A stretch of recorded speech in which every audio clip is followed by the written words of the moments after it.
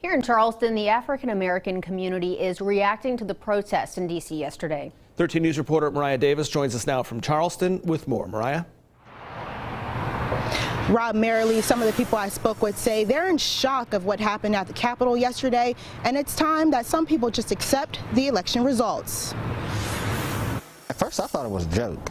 Like, I thought it was literally like, I thought I was watching like a movie or something. Like, I thought it was staged. For the most American citizens would have enough respect for the sanctuary, for the hallowed places of government. Just a day after thousands of Trump protesters stormed the Capitol, the black community says it's time something is done. Systematic racism is real here.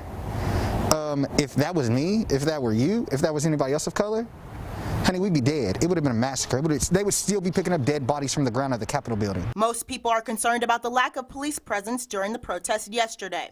But just a few months ago, it was a different scene on Capitol Hill when Black Lives Matter protests were happening.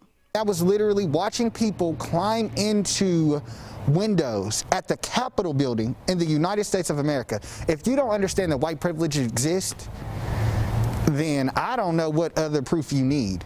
Others say a lot of the uproar over the election results is a direct link to President Trump's actions on social media and at his rallies across the U.S. It is quite troubling that where we are as a nation right now, and we got a president that continues to stoke these coals and these embers and will not let them cool. Martise Washington, a Black Lives Matter organizer, says his role is to hold people accountable for their actions and be a public voice for change. I mean, we're shushed. We're told to shut up. We're told to sit down. We're called boy. I've been called the N-word I don't know how many times, just because of the color of my skin. And Reverend Watts says everyone concerned about the nation need to unite after yesterday's events. Allow ourselves to do everything that we can to ratchet everything down and try to get people to realize that we've got to coexist, and that whether we like the outcome of an election or not, we must be prepared to accept it.